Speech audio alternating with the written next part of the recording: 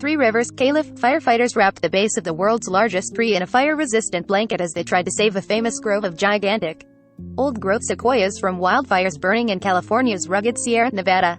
The colossal General Sherman tree in Sequoia National Park's giant forest, some other sequoias, the Giant Forest Museum and other buildings were wrapped for protection against the possibility of intense flames, fire spokeswoman Rebecca Patterson said. The aluminum wrapping can withstand intensive heat for short periods.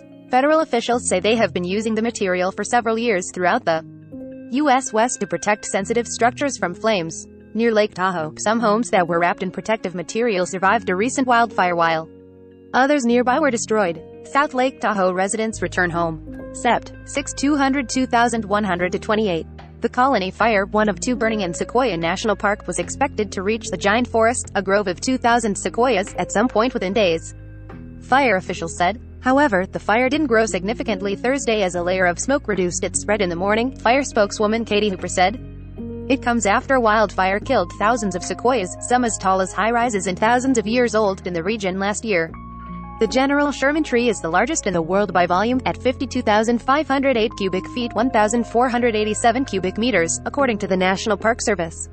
It towers 275 feet 84 meters high and has a circumference of 103 feet 31 meters at ground level.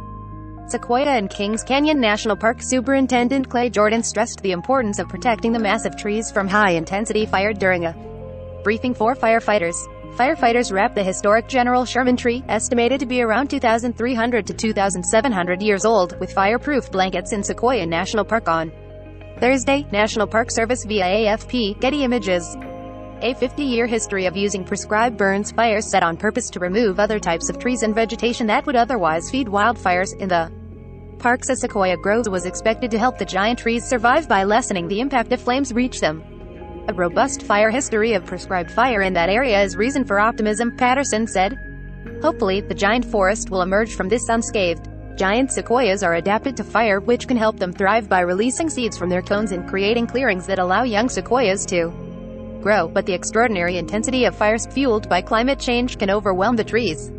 That happened last year when the Castle Fire killed what studies estimate were 7,500 to 10,600 large sequoias, according to the National Park Service. A historic drought and heat waves tied to climate change have made wildfires harder to fight in the American West.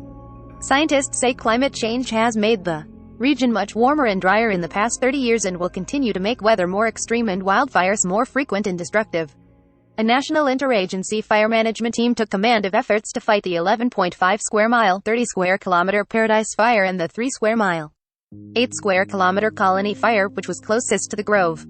Operations to burn away vegetation and other fuel that could feed the flames were done in that area. The fires forced the evacuation of the park this week, and parts of the town of Three Rivers outside the main entrance remained evacuated.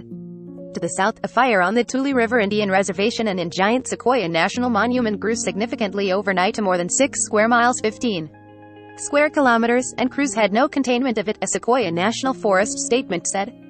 The Windy Fire, also started by lightning, has burned into part of the Payron Sequoia Grove in the National Monument, and other groves were threatened.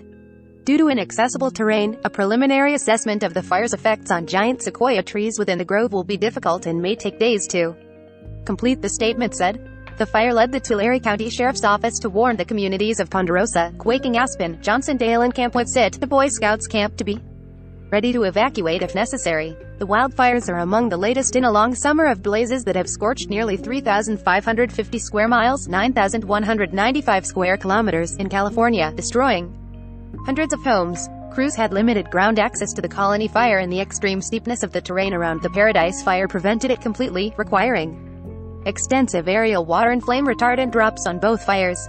The two fires were being managed collectively as the KNP complex.